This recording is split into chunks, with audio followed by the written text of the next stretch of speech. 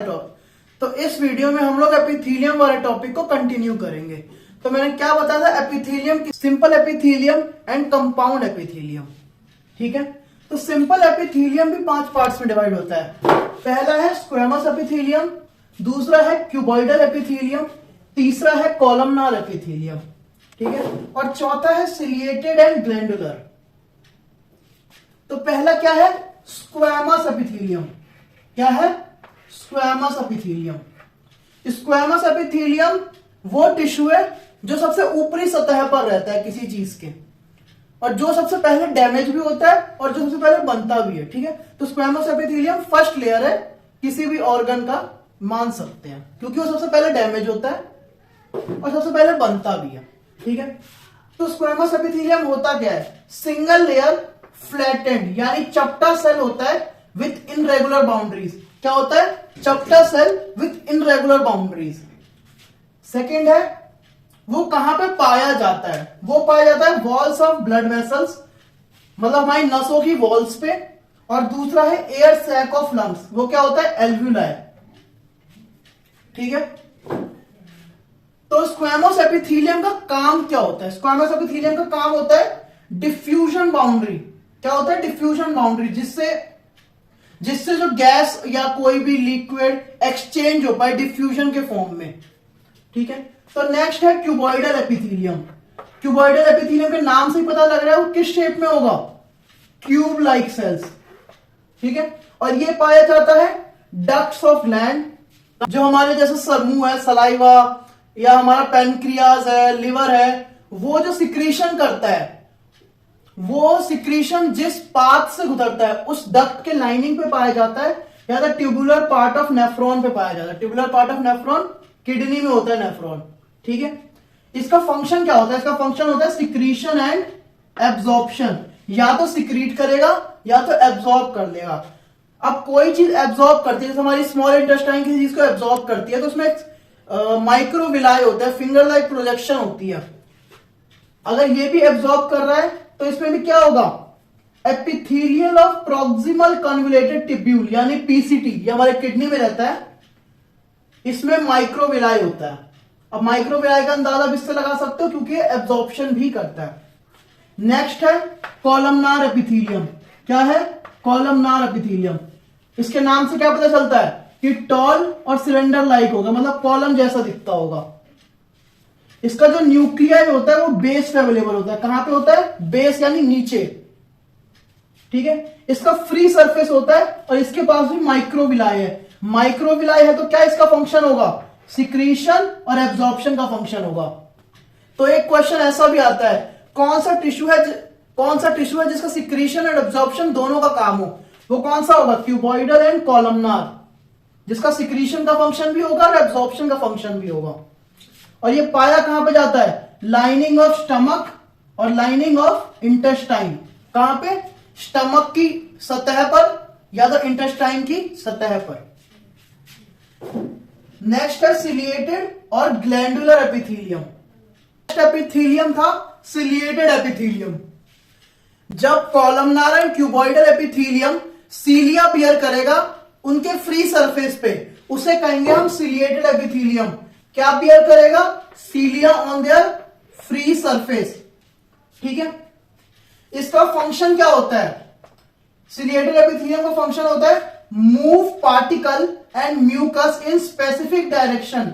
किसी पार्टिकल और म्यूकस को एक निर्धारित दिशा से ले जाना।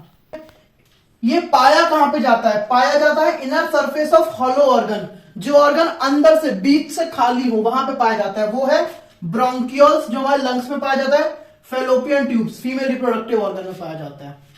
ठीक है, नेक्स्ट है glandular epithelium.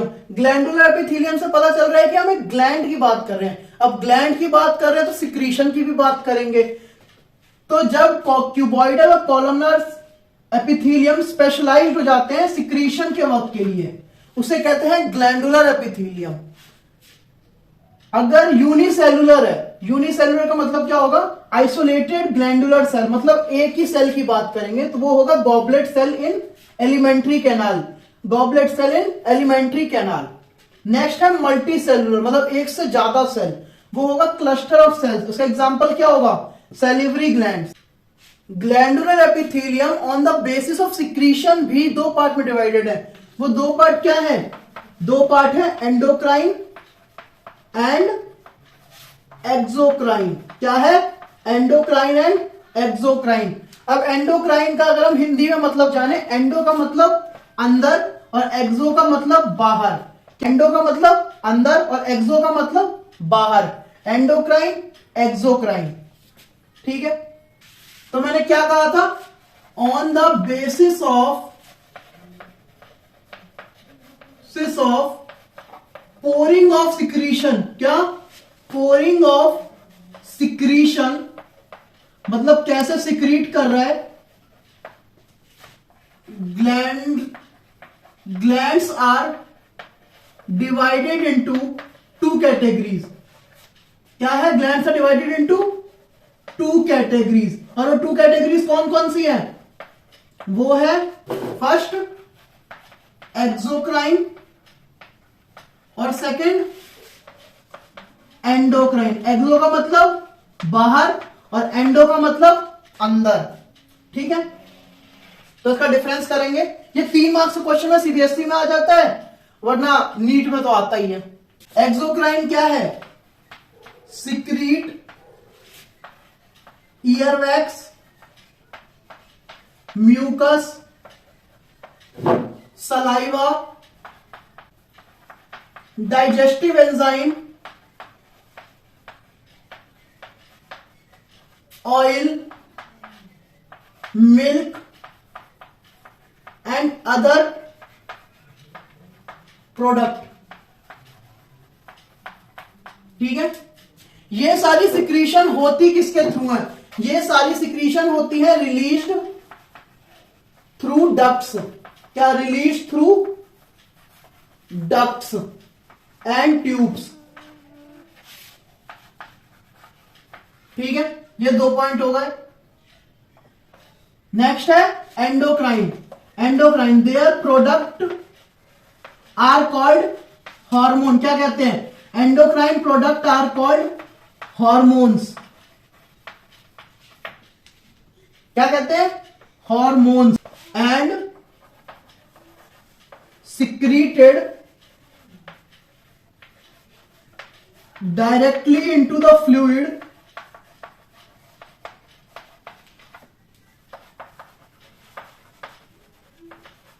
bathing the glands। Endocrine क्या है? Their product are called hormones and secreted directly into the fluid bathing the glands. ठीक है, और एंडोक्राइन होता है डक्टलेस ग्लैंड। क्या होता है? डक्टलेस ग्लैंड, मतलब इनके पास कोई डक्ट या ब्लड वेसल्स नहीं होती। Ductless gland. तो यहां पे सिंपल एपिथेलियम खत्म होता है। तो सिंपल एपिथेलियम का फर्स्ट क्या था? Squamous epithelium, second cuboidal epithelium, third columnar epithelium, fourth ciliated epithelium, fifth glandular epithelium. Glandular epithelium 2 part में डिवाइड था, यूनिसेल्युलर, मल्टीसेल्युलर। यूनिसेल्युलर का एग्जांपल था goblet cell, goblet cell intestine में, और मल्टीसेल्युलर का एग्जांपल था सैलिवरी ग्लैंड। ठीक है, on the basis of pouring of secretion glands are divided into. Glands divide होती हैं 2 में, एक्सोक्राइन एंड एंडोक्राइन में। जो डक्ट्स के थ्रू रिलीज होती है, सिक्रीट होती है, जैसे earwax, mucus, saliva, digestive enzyme, oil, milk and other product release through the ducts are called exocrine. और उसके दूसरा क्या है? Endocrine. Their product are called hormone और सिक्रीटेड डायरेक्टली, मतलब बिना कोई डक्ट के सिक्रीट होती है, इसलिए उनको डक्टलेस ग्लैंड भी कहा जाता है।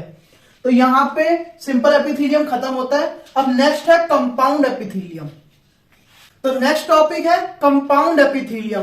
कंपाउंड एपिथेलियम की डेफिनेशन क्या थी? Multi layered of cell having limited role, मतलब उसका बहुत कम काम रहता है किसमें?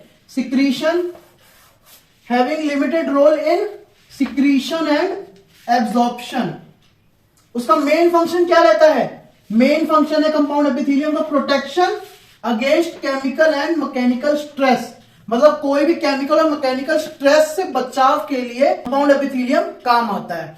ठीक है, कंपाउंड एपिथेलियम कवर किसको किसको करता है? कवर करता है dry surface of skin, moist surface of buccal cavity, pharynx, inner lining of ducts of salivary glands और पेनक्रियाटिक डक्ट। इन सबको कवर करता है, उसकी प्रोटेक्शन करता है। तो कंपाउंड एपिथेलियम का बस इतना ही पार्ट था जो हमें याद रखना है। जब तक मिटो रहा हूं कंपाउंड एपिथेलियम बता दो एक बार क्या होता है। कंपाउंड एपिथेलियम होता है जिसका लिमिटेड रोल होता है सिक्रीशन के थ्रू, मतलब उसका सिक्रीशन में और एब्जॉर्प्शन में ज्यादा काम नहीं होगा, पर उसका मेन काम क्या होगा? Protection against mechanical and chemical stress. ठीक है, और वो कवर क्या करता है? Dry surface of skin, moist surface of buccal cavity, pharynx, inner lining of salivary glands and pancreatic duct. ठीक है, in all type of animal tissue specialised junction provide structural and functional individual of cells. और ये junction कौन कौन से हैं? पहला junction है टाइट जंक्शन, दूसरा जंक्शन है अधेरिंग जंक्शन और तीसरा जंक्शन है गैप जंक्शन। कौन सा है? Gap junction. पहला टाइट जंक्शन, दूसरा अधेरिंग जंक्शन और तीसरा गैप जंक्शन। और टाइट जंक्शन क्या है? टाइट का मतलब एकदम चिपके चिपके। ठीक है, स्टॉप सब्सटेंस फ्रॉम लीकिंग। तुमने पन्नी में पानी पकड़ा हुआ है तो वो लीक नहीं करता, उसी तरीके से stop substance from leaking across the tissue. Example क्या होगा? ब्लैडर, यूरिनरी ब्लैडर, जो प्रिवेंट करेगा यूरिन को leaking out in extra cellular spaces, मतलब किसी और सेल में ना चला जाए। दूसरा है अधेरिंग जंक्शन, उसका क्या काम है? Connecting and keep neighbouring cells together, मतलब आपस जो हमारे पड़ोसी वाले सेल्स हैं उनको भी आपस में जोड़ के रखता है। ठीक है, तो इसका एग्जांपल होगा कार्डियक मसल्स, मतलब जो हमारे दिल के अंदर मसल्स हैं, अधेरिंग जंक्शन की वजह से कॉन्ट्रैक्शन और रिलैक्सेशन में हेल्प करता है। और थर्ड है गैप जंक्शन। गैप जंक्शन मतलब गैप होगा बीच में, मतलब आपस में ऐसे जैसे नोकिया का फोन में जुड़े रहते हैं वैसे नहीं जुड़े रहेंगे, बीच में गैप रहेगा। तो वो है facilitate cell to communicate with each other by connecting the cytoplasm. Gap junction एक कम्युनिकेशन लिंक बना देता है दो सेल के साइटोप्लाज्म को मिला के, जिससे वो सेल आपस में बात कर पाते हैं। साइटोप्लाज्म ऑफ एडजॉइनिंग सेल्स, उससे क्या होगा? साइटोप्लाज्म के मिलने से rapid transfer of ions molecules. Example क्या है? Every system of the body, जैसे respiratory system, digestive system, excretory system और इवन नर्वस सिस्टम ऑल्सो। ठीक है, तो क्या हुआ? कौन कौन से जंक्शन है? Tight junction, adhering junction, gap junction. Tight junction का काम लीकिंग को स्टॉप करना, अधेरिंग जंक्शन का काम नेबरिंग सेल्स को एक साथ रखना और गैप जंक्शन का काम साइटोप्लाज्म, दो सेल के साइटोप्लाज्म को मिलाना, जिससे कम्युनिकेशन हो जाए, जिससे इजीली कम्युनिकेशन हो जाए और सेल रैपिड ट्रांसफर हो जाए, आयंस मॉलिक्यूल रैपिडली ट्रांसफर हो जाए एक दूसरे में। ठीक है, तो यहां पे हमारा एपिथेलियम वाला टॉपिक खत्म। इसके बाद जो टॉपिक है कनेक्टिव टिश्यू, वो हम नेक्स्ट वीडियो में करेंगे। तो नेक्स्ट वीडियो के लिए हमें ज्वाइन करें एनसीईआरटी टियर डाउन आर्मी। तो नेक्स्ट पार्ट में आएगा कनेक्टिव टिश्यू का पूरा टॉपिक।